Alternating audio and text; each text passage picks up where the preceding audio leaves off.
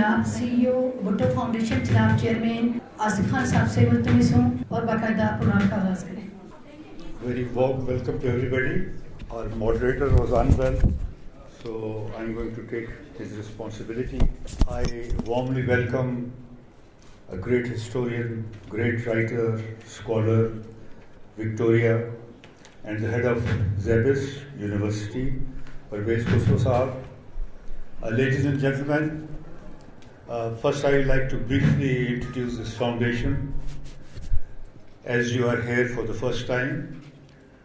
This was constituted by Mohtarma Benazir Shaheed when she was leading a political asylum life in Dubai. And its main principle and program was to promote democratic rights, to promote women's rights, to promote tolerance, liberalism, minority rights, youth rights, to work on environment. And Victoria, recently we have started book launching ceremonies also here.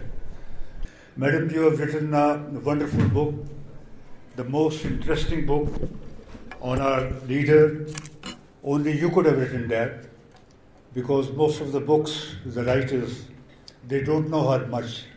They knew her when she became a leader, then when she became a prime minister, for the first time, for the second time.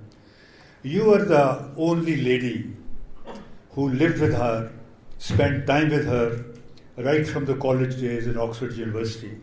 So nobody else could write such a detailed, objective and positive book on Mohtarma. Your book is very special because you have mentioned those characteristics of Mohtarma. Your translation is excellent.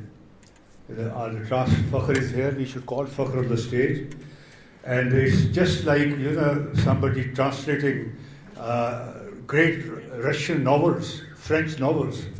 His translation was perfect, his vocabulary was perfect, and he has sold many books today even.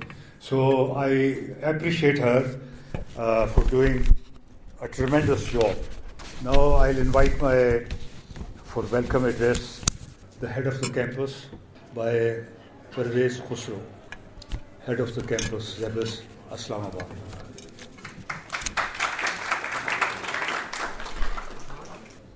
Bismillahirrahmanirrahim. Very honorable chief guest of today, Madam Victoria Sheffield, Asif Khan sir, the translator of this book, Fakhar Abbas sir, Naim sir, ladies and gentlemen, very good evening and Assalamu alaikum. We are extremely delighted to have Madam Victoria with us. And I think you have rightly mentioned many qualities in your book. And this translation of Fakhar Abbas Sahab will go, inshallah, in the right way, in the right direction. Thank you very much for gracing us. Thank you very much for coming to us. And now, when the things are more settled, I wish you should come quite frequently to this university and visit us, or we can remotely connect with you, because now we have a very progressive system where we can hold the seminars, symposiums, and we would like to hear from your side on this. Asif Khan sir, thank you very much for your very generous introduction of SZABIST, and thank you for that. You had been the prime mover for, you just mentioned about getting more book launches and all that. SZABIST is always there at your beck and call. Thank you very much.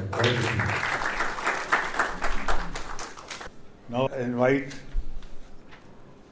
Muhammad Naeem Ahmed Mirza. He is CEO of Urdu Foundation. Urdu Foundation is a very well-recognized foundation here.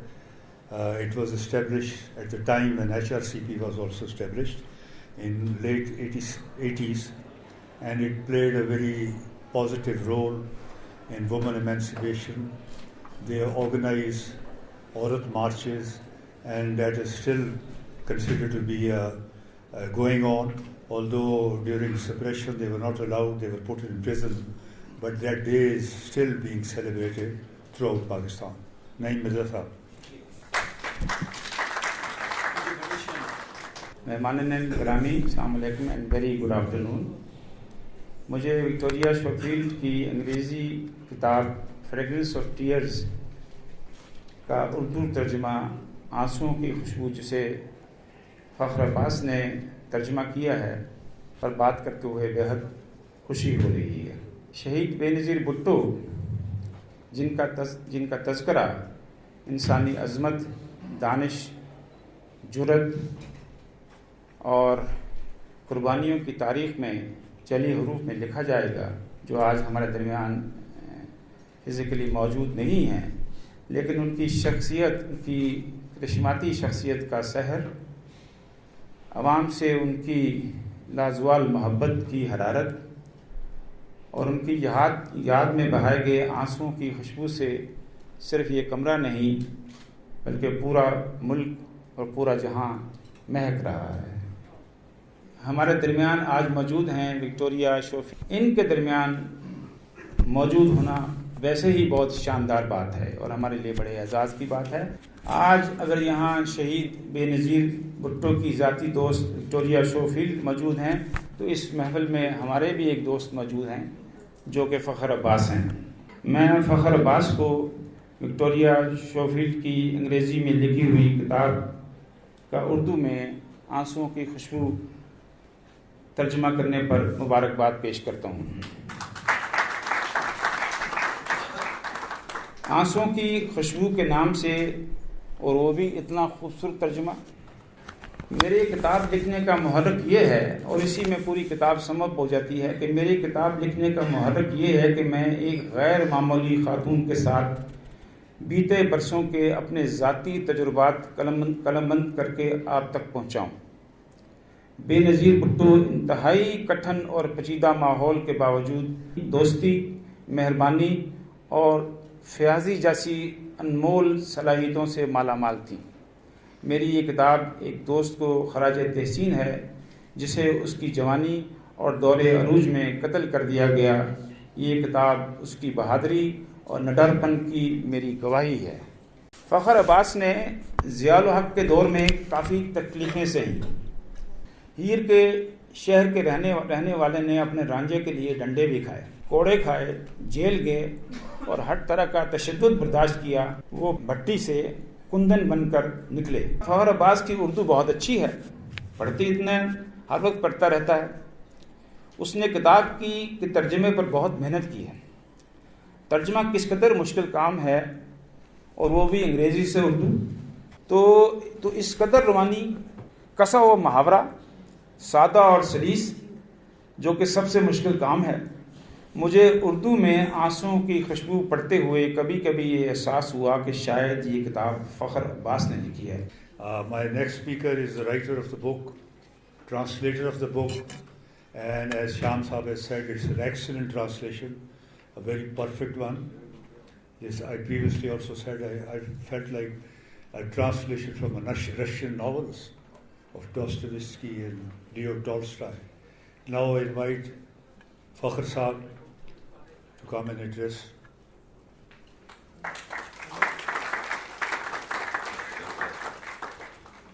Assalamu alaikum, ladies and gentlemen. Author, much revered Victoria Schofield Sahaba. She is a friend of Mohtarma Benazir Bhutto, and her presence also has the fragrance of Mohtarma Benazir Bhutto.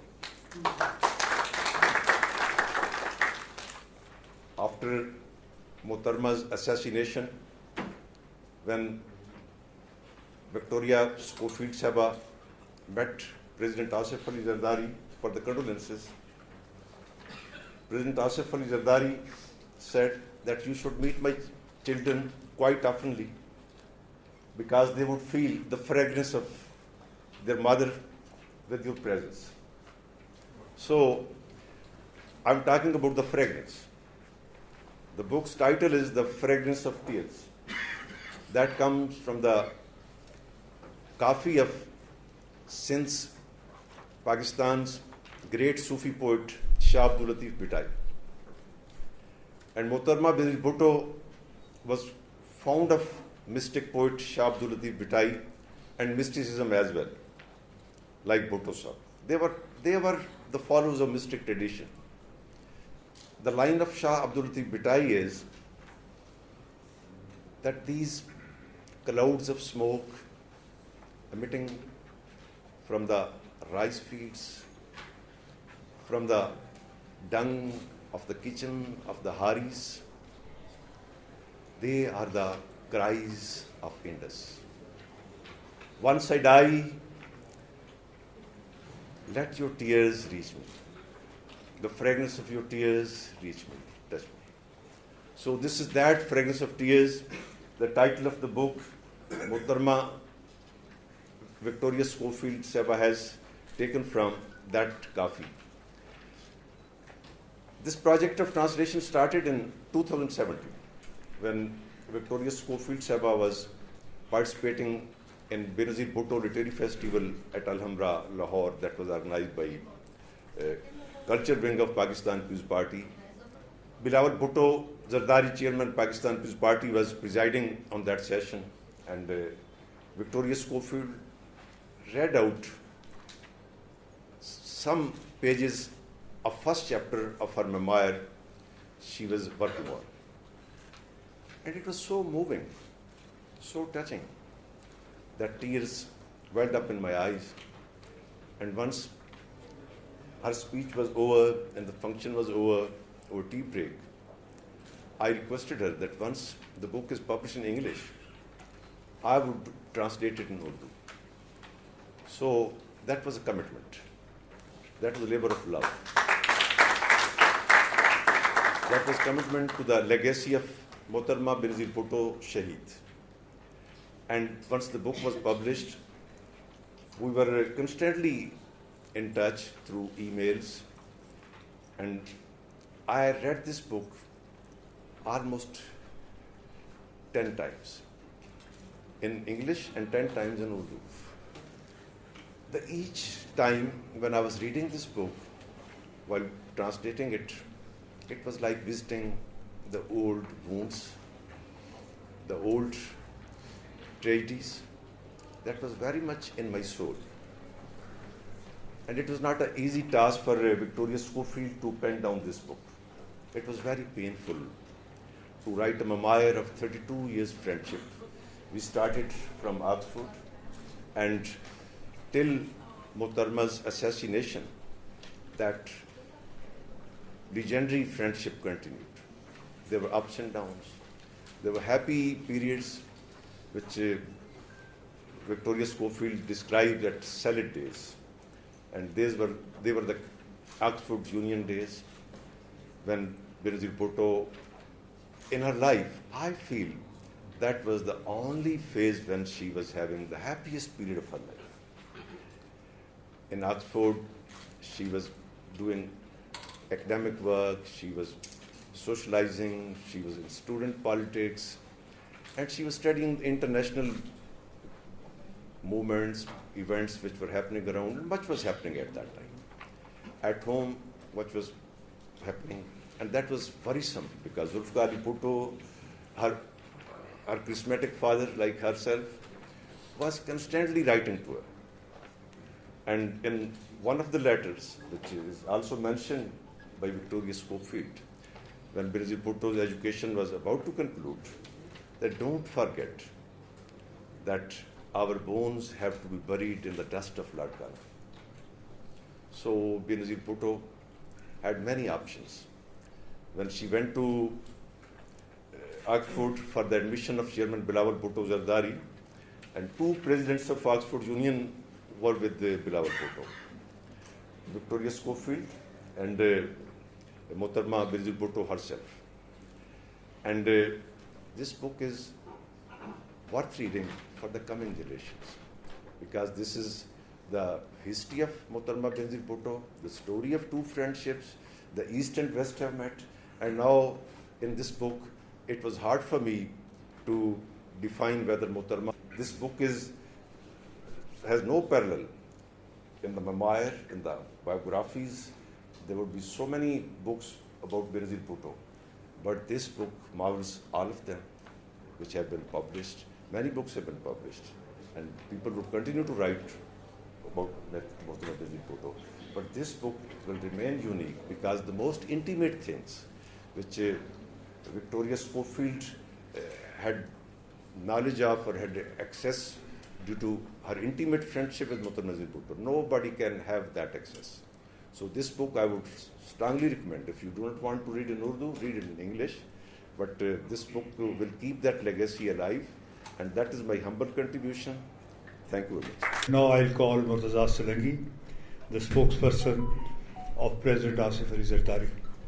It's really difficult for me to talk to you in Urdu or English, but since our honorable guest is here, I don't doubt her understanding of Urdu after having worked and lived with the great Benazir Bhutto Shaheed.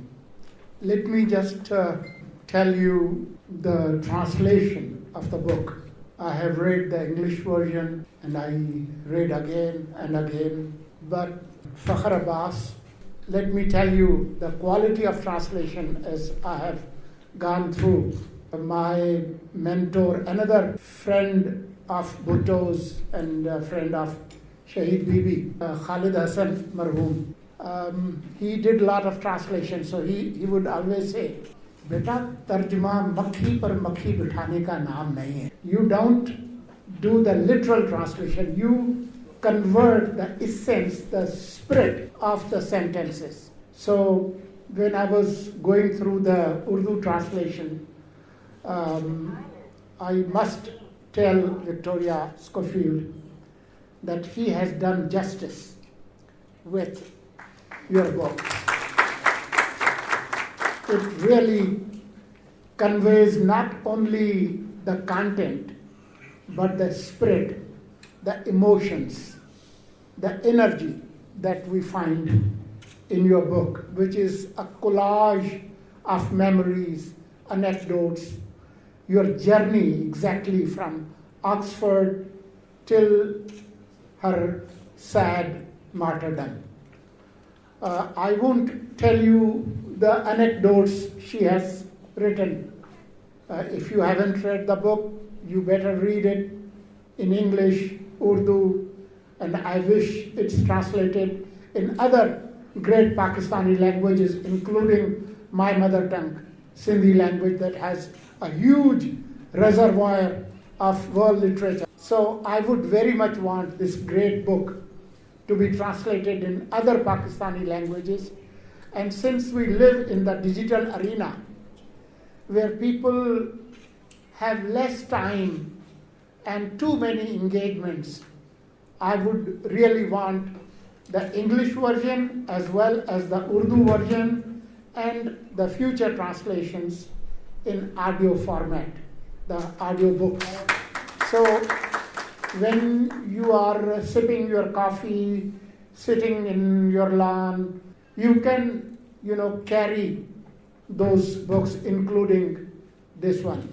Every one of you here has his or her collection of memories. So that's what makes her a legend. Everybody, every one of you and those who are not here, who know her, have their stories. And Victoria has mentioned quite a few, what she liked in food. I mean, I can tell you she had a sweet tooth. The person as a mother, as a friend, as a politician, as a global icon. I mean, I can tell you after her death in Washington, D.C., even a month after her death, if you are walking and somebody would bump into you, they'll say, "Are you from Pakistan?" "Yes." "We are sorry for your loss." The whole world felt her loss, and they still do.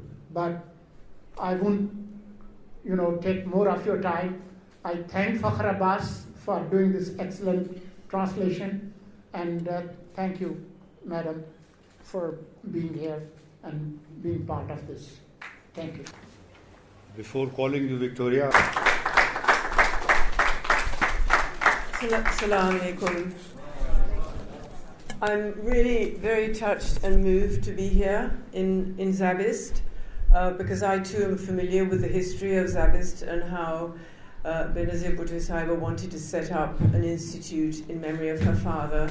And I'd like to thank you very much for hosting this book launch, and also to give my own personal history, because I have written it in the book, that among the two girls who did come to work here, one of them was my daughter, and she spent 6 weeks fulfilling the ambition which Benazir Shaheed had, that an English girl from Oxford University would come and help with the language and just improve the standard.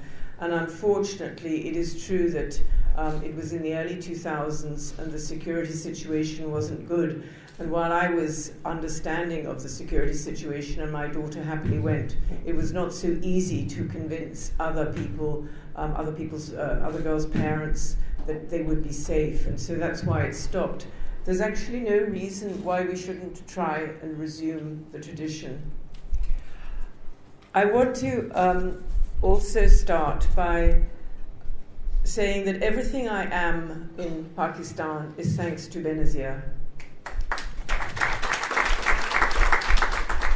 The warmth, the generosity, the kindness, the friendship that I receive is because of her. When I first came to Pakistan, it was in 1978, and we've only got to let another year elapse, and it will be 50 years since I first stepped foot in Pakistan. It is true that I'm welcomed always with often the remarks, "Is this your first visit to Pakistan?" And I have to disabuse them of the idea and say, no, I've been coming almost for longer than you've been born. I did arrive in a short skirt because I thought I was going to a hot country. I was really very, very ignorant. I also arrived, as you will all know, during martial law, of which I was equally ignorant. I'd come from the United Kingdom, a very benign country. I arrived in an attempt to give some moral support for Benazir, because her father had already been condemned to death. And without all the accoutrements of social media that we have today, she was very scared that the judicial process would take place without very much reporting. And it was certainly in the time when my abilities were restricted to a notebook and an Instamatic camera. There was no social media, and for the younger generation here, you simply can't imagine it. No ease with which to send an article. We used to try and send them at the telex machine. You ask a young person today what a telex machine is. In fact, I told Asifa just recently, and she said, "I've no idea, Auntie Victoria, what a telex machine is."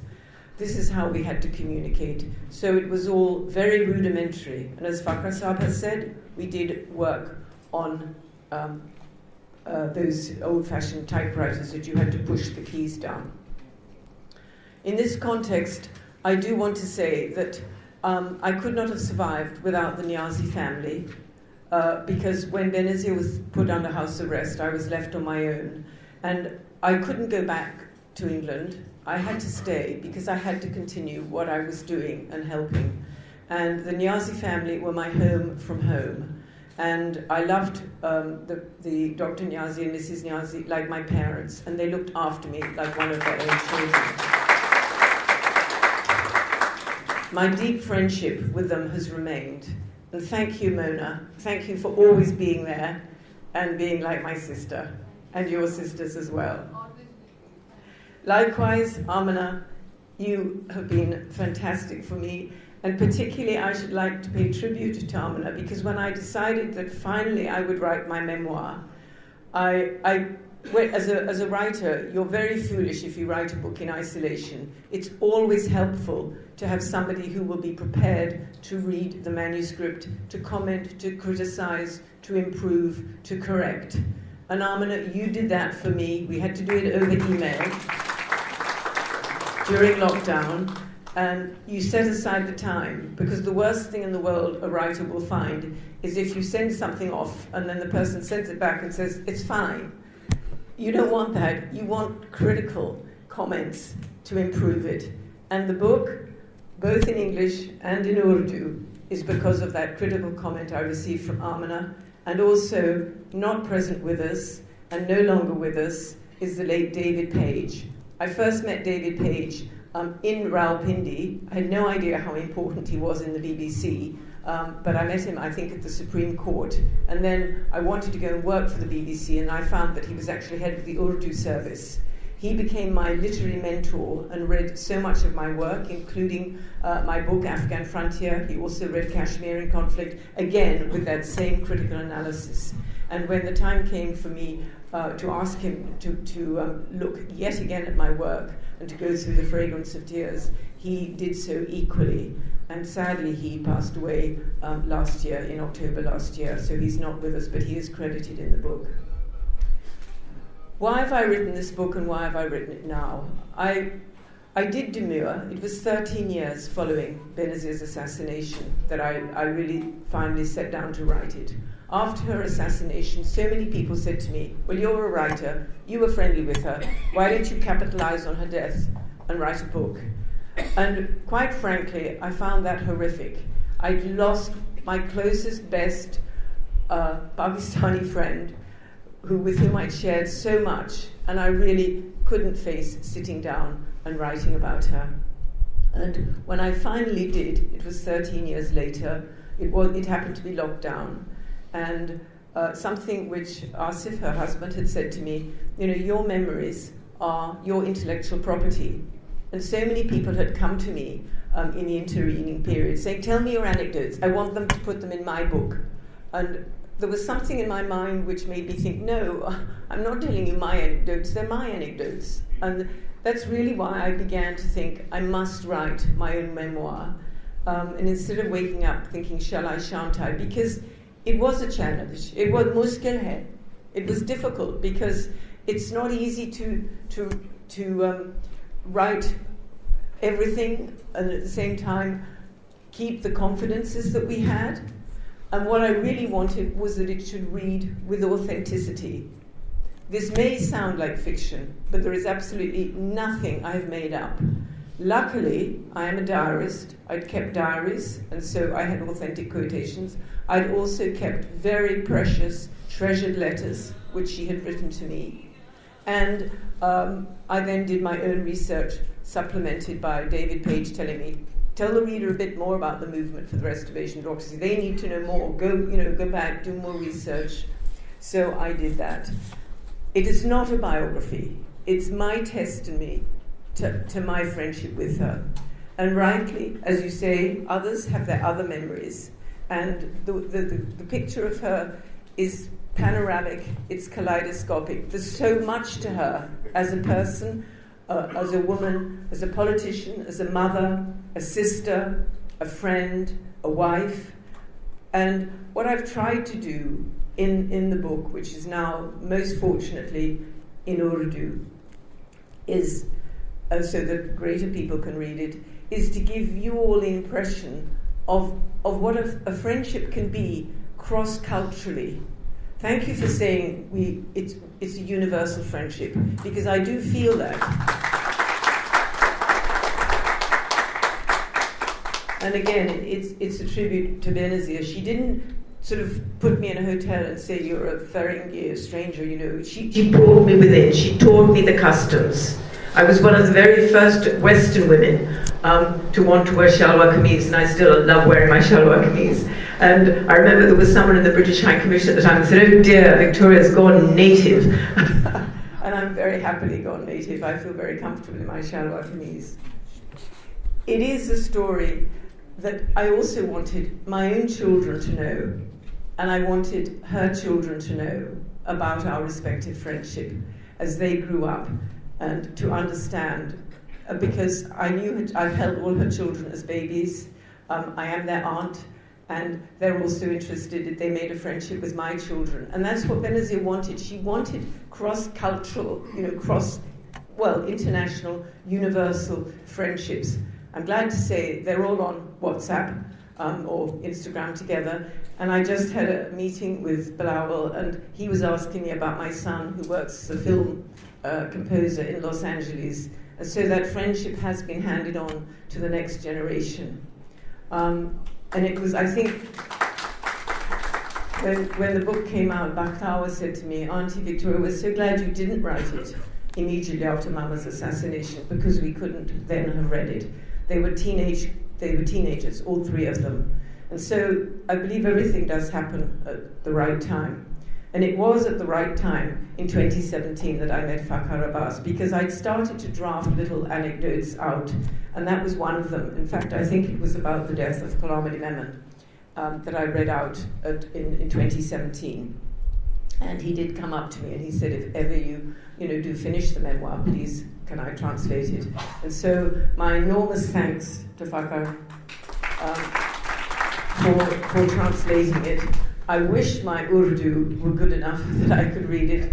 I can read bits of it. I can read her name, my name, Ansoun ki Khushboo, and certain bits. And I'm on a progression always. Benazir was very keen that I should learn Urdu, and I can, it's true, understand a lot more than I'm a bit shy to speak. But I hope you will enjoy reading it. It's the most tragic story, and I suppose I did have to put the spoiler at the front, because we all know the ending.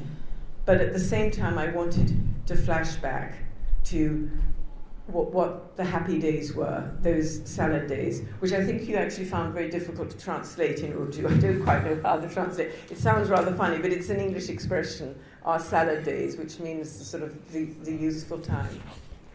So I'm going to, for those of you who've already read the book, forgive me, but for those of you who haven't, I'm going to give you that spoiler, that flashback, just a little of it, to bring us back to that terrible, traumatic day when we all heard about her assassination. And I think it is true, when I was a schoolgirl, I heard about John F. Kennedy's assassination, and we all remember where we were at certain times. And I think we all remember where we were when we heard about Benazir's assassination. And this is how my narrative goes, and where I was. I was on a train. The low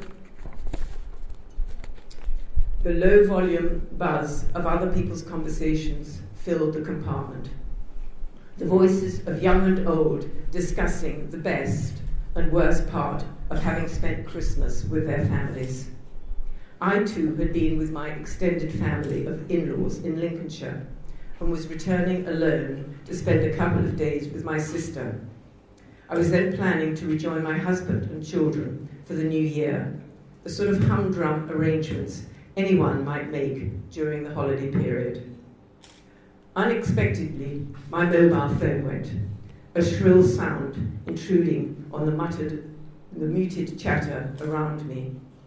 "Hello," I said, thinking maybe it was one of my children calling. But instead, it was Rita Payne, Asia editor of BBC World Television. "Have you heard the news?" she asked expectantly. "No," I responded, sudden tension gripping my voice. "I'm on a train. What's happened?" "There's been an explosion in Rawalpindi, where Benazir was addressing an election rally. Initial reports are that she's unharmed, but we're waiting to hear more. I'll let you know."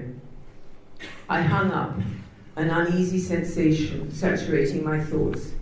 Benazir Bhutto, my close friend since our days together as students at Oxford University in the 1970s, was standing in Pakistan's forthcoming general elections. If her party, the Pakistan People's Party, won, she would become Prime Minister of Pakistan for the third time, having made history in 1988 as the first female Prime Minister of a Muslim nation aged just 35. The stakes were high. Regardless of the mood of change sweeping the country, the President, General Pervez Musharraf, was hoping he could retain supreme authority, having just lifted the state of emergency. But after 8 years of military government, people were tiring of men in uniform in high places. Instead, they wanted a return to civilian government. Opposing Benazir and the PPP was Nawaz Sharif, leader of the Pakistan Muslim League Nawaz faction. He too was hoping he'd become Prime Minister for a third time, having been ousted by Musharraf in a bloodless coup in 1999. Finally, the former cricketer, Imran Khan, leader of the Pakistan Tehreek-e-Insaf, PTI, or Justice Party, had also thrown his hat into the ring and was making news by tarring all his opponents with the same brush of corruption and nepotism. For Benazir, the physical dangers were great.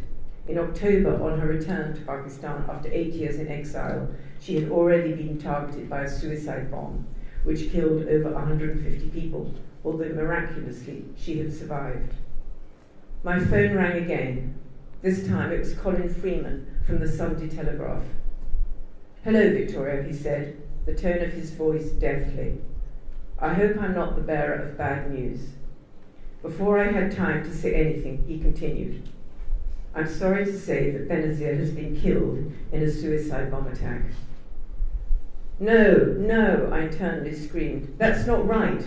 Rita said she was unharmed." "Are you sure that's true?" I asked feebly, in a desperate attempt to give Colin the chance to tell me that he'd made a mistake and that she was all right. "I'm afraid so. She was rushed to the hospital but was pronounced dead." He gave me a few more details and then hung up, saying that he knew the Telegraph would want me to write something for the paper and would be in touch. Another call was already coming in. It was Rita again. "I know, Rita," I said before she had time to repeat Colin's dreadful words, my voice breaking in the prelude to tears. "We'll want you to come into the studio as soon as you reach London, if that's okay." I agreed.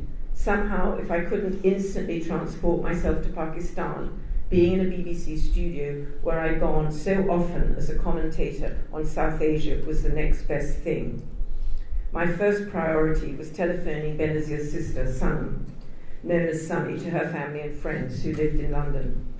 By the time I got through to her, I'd arrived at King's Cross, and so I found myself sobbing, at the same time shouting to make myself heard above the noise of the station.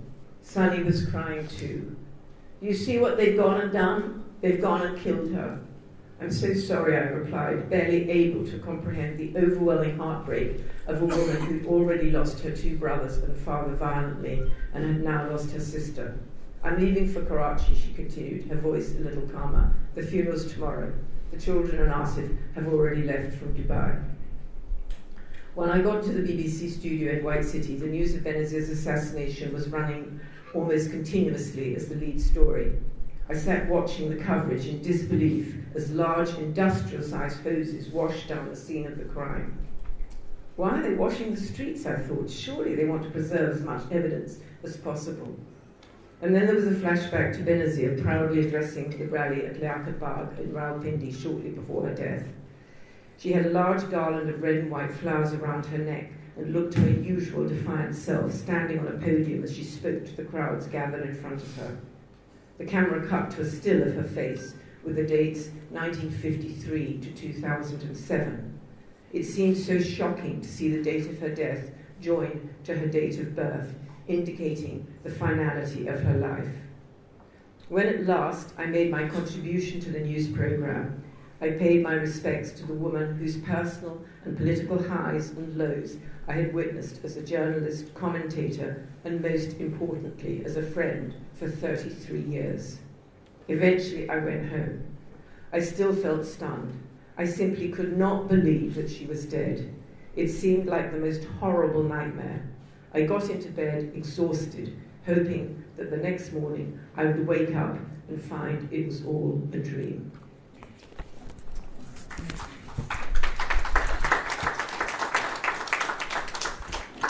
To answer your question, I really don't know. I think General Musharraf did not want her back. He didn't want to be challenged by her immense popularity. It is one of those mysteries, again, that we still don't know who actually masterminded her assassination. But of course, as we know, unfortunately, popular people have enemies. And unfortunately, she had an enemy who was successful. When I was called to testify in front of the UN investigation, I said to them, follow what was going on between October and December, because we know about the October attack. and I was with her at on that attack. But we don't know, was there another attack? Were the people waiting at some other point? We just don't know. But certainly, I think the generals and those in power didn't really want her back. They may have made an agreement, but they didn't really want her back, and they didn't want this extraordinary woman who was indeed felled in her prime to govern Pakistan once more. That's the best I can say. We can take 4 or 5 short questions. First introduction, and then you can ask questions. Hello everyone, this has been really great, a lot of information and knowledge for a person or a woman like me who wants to play her role as a brave lady. She has been imagining whole her life. Every woman who is like Benazir, who wants to be like her, today was the day, who gave me a lot of information, and maybe Victoria, you had played a great role in that. My question is to you that you were at that time in Oxford, as I have been studying in England as well, and I was the student representative as well. But all my life I've been thinking after marriage and kids that how come at that time she got so much courage at 21 years old when she came back and she stood in front of all those big names against martial law, and she started doing all those struggle. So that courage, being a friend close to her, can you describe her personality to let me learn more about herself? Thank you. Should we take 2-3 questions together? जी, और कोई? हाँ जी, my name is Sadia Hayat Khan. I'm the Vice President of Islamabad district from Pakistan People's Party, and I belong to a family who also bravely stood by Fakhar Bhutto Shaheed as well as Mohtarma Benazir Bhutto for decades. So I grew up with the word jihadists. Gives us a perspective which we are not aware of at all. Because when I recall, all I can remember is Bibi being an iconic leader. Just to see the softer side as you have shared with us is truly spectacular for us as being a part of the party and Pakistanis. I just want to congratulate you. I mean, my question, I'm going to... Victoria, hi again, good to see you. And I really look forward. I'm so sorry I still haven't read your book. I keep thinking I must get it. Benazir was really, I keep thinking that the greatest tragedies that Pakistan has had. The death of Benazir and the death of Mr. Bhutto. When Mr. Bhutto was alive, that's when I met you, Victoria. And when Benazir came back in October on the roads, people were so happy. And then suddenly that happened. We were glad she survived, but so many other people died. But when she came back, there was reports that there were threats to her life in Peshawar also, where she went. And then finally, they got her, and what a tragedy. I think our country would have been so different if she had been allowed to live. Thank you for coming to Pakistan. I would again say welcome to Islamabad, Victoria, Ishar, because we also had some very sweet memories. Be my college fellow. We are from the same city, and it was very surprising for me to find in 1980s a gentleman with the name Fakhar Abbas Bhutto. So Bhutto is in his genes as well. So Sultan. So I'm from Azad Kashmir, and Victoria Schofield has been my mentor. So I've been discussing with her about my recent book. I've written an academic book on it's called Jammu and Kashmir: The Forgotten Narrative. I did my research from University of Cambridge, and after that, Victoria has been my mentor for the past, I think, 10 years or so. So I've always seen you as an academic person, you know, very professional, very thorough. And obviously, why do you think they did not come, and what was the reason why you came? Is it that because you were very young, you just came, you did not think of the consequences? My name is Adil Shah. I'm the editor of 2 newspapers. One is weekly Pakistan Kafir, and another is Pakistan Punch, which is a only political cartoon newspaper in Pakistan. Thank you very much for the questions. I hope I remember them all. I'm actually going to take Actually, Saud, I mean, I should say I have a generation here of young friends whom I'm very devoted to and who I've hopefully given some advice and help to. And thank you also for being here. And Saud is one of them. Thalia, Sarah, and lots of other friends. She wrote to me and she wrote to another friend. And then she also said to me, could we get other friends, particularly those who were studying law, if they could come. But for various reasons, they couldn't come. They didn't come. I was the only one who came, although the friend who she'd written to at the same time did come the following year and spent some time with her the following year. I think I've put it in the book. Her name is Claire. Why did I go? I can see the letter, and I've actually quoted it in the book that she wrote and said, I don't know what your parents would think of you coming to a country governed by bayonets, but if you felt you could, please do come. And I obviously shared this with my parents. I think they were awfully good parents, to be honest, because I'm not sure I would let my children venture out as the way I did. But they knew Benazir, and they really loved her. And it's true to say I really went for a month. That's what I thought. I'd go for a month and just be there and help her. I really was clueless, and I didn't really know what I was going into. I must admit, I think when I arrived a day or so, I was talking to some people, and they somehow thought the trial would have been headlines in our newspapers. It was barely mentioned, and this was something that she wanted to redress. But when you're young, you have a lot more courage maybe than you do when you're older, although it is, I'm still coming to Pakistan, but under different circumstances. And I just really wanted to go and help her. It just seemed such a natural thing to do. I was in between jobs, I was able to take time off. In fact, I took time off my job where I was working, and I remember going to my employer and saying, I've been offered, opportunity to go to Pakistan, and he said, will you either stay in this rather boring job or you go to Pakistan? So off I went.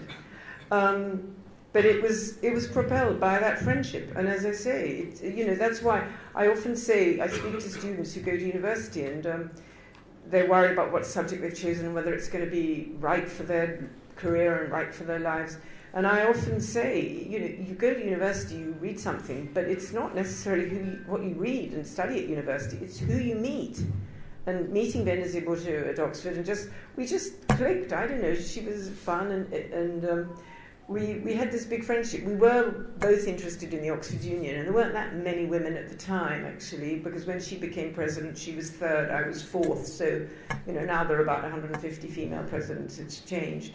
But we were in the same college, and she was just very welcoming. She just, she was just an interesting person. This brings me to whether she was more religious. She was young. I think spirituality gets reinforced as you get older. We see the, when you're in your 20s, you don't see the end of your life. You don't see what's coming. She was always a spiritual person. She was always a very nationalistic person, and she did invite other friends out. The previous year, I think she had 6 friends to come and visit Pakistan. She wanted them to understand the country, to see the country.